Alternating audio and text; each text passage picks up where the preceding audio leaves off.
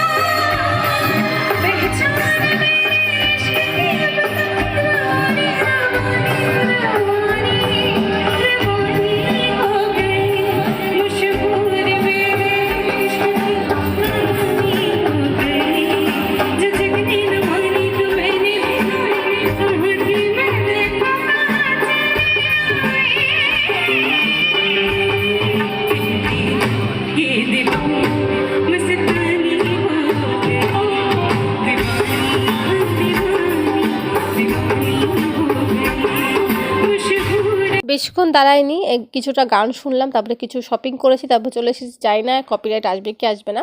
এটা তার পরের দিন আমরা গিয়েছিলাম মায়াপুর। তো আমি আর তোমার দাদাভাই দেখো যাচ্ছে। প্রথম না ট্রেনটা আমরা প্রথমে পাইনি, স্টেশনে দাঁড়িয়েছিলাম অনেকক্ষণ। কি করব বলো, ট্রেনটা পেলামই না। তারপরে আমরা আসলে উঠতে লেট হয়ে গেছিলো, তারপরে পরে অনেকটা ঘুরে আমাদের যেতে হয়েছে। প্রথম ভেবেছিলাম শান্তিনগর নামবো, তারপরে কৃষ্ণনগরে গিয়ে নেমেছিলাম। তো ও ট্রেন থেকে নেমেই অটো করে চলে গেলাম। এই দেখো ঘাট আছে, ঠিক আছে, এই ঘাটটায় গেলাম। ঘাটের ওপারেই হচ্ছে মায়াপুর মন্দির। দেখো মায়াপুর মন্দিরে হচ্ছে পৌঁছে গেছি এতক্ষণে। মার আর সবার সাথে আর কি, মা, ভাই, বাবু সবার সাথে দেখা হয়ে গিয়েছিলো। তোমাদের সঙ্গে একটু শেয়ার করে দিলাম। এই ফুলটা দেখো, ফুলগুলো সাইড দিয়ে মানে এত সুন্দর এই সময়টা আর কি, দারুণ প্রকৃতির মাঝখানে, দারুণ হচ্ছে জায়গা। মায়াপুর গেলে মনে হয় যে মনের শান্তি, মনে হয় যে মানে কৃষ্ণর কাছে চলে এসেছি, আমার কৃষ্ণ। তো যাই হোক, ওই দেখো ওটা ভাই। একটু চারিদিক পাশটা তোমাদের সঙ্গে একটু শেয়ার করে দিলাম, ঠিক আছে। ফুলগুলো অসাধারণ ছিল। তোমার দাদাভাই পাশে দাঁড়িয়ে ছিল। এখানে না মেলা বসেছিল। তো মেলায় যে কিছুটা এরকম আর কি সাজানো ছিল, সেটা তোমার সঙ্গে শেয়ার করে দিলাম। ওখানে গীতার হচ্ছে কিছু কথা, কিছু কিছু কথা ওখানে লেখা আছে, তো সেটাই শেয়ার করতে চাইছিলাম। তো পাশ দিয়ে তোরা চলে আসছিলো। যাই হোক, ভিতরে ওই বই বিক্রি হচ্ছিলো, অ্যান্টিক জিনিস কিছু বিক্রি হচ্ছিলো, সেটাই হচ্ছে একটু দেখলাম। বেশ ভালো, ঘুরতে বেশ ভালোই লাগে, ঠিক আছে। তো তারপর দেখো সামনে চলে আসলাম। এটা হচ্ছে লাইন, খাবারের লাইন। তার আগে না আমরা খেয়েছি, ডাব খেয়েছিলাম, সেটা তোমাদের সঙ্গে শেয়ার করা হয়নি। ডাব খেলাম আমরা, চারজনে খেয়েছি। মানে একটা হচ্ছে আমি আর তোমার দাদাভাই খেয়েছি, মা আর বাবু একটা খেয়েছে, আর ভাই একটা হচ্ছে খেয়েছে। তো এই যে এটা মাঠের থেকে, মাঠের দিক থেকে এটা হচ্ছে তোমার দেখালাম মন্দিরটা, ঠিক আছে। তো এই দেখো মাঠের দিকটা আসলে মন্দিরটা ভালো করে, মায়াপুরটা ভালো করে, মানে মন্দিরটা ভালো করে দেখা যায় সামনে থেকে, কতটা ভালো করে না দেখা যায়।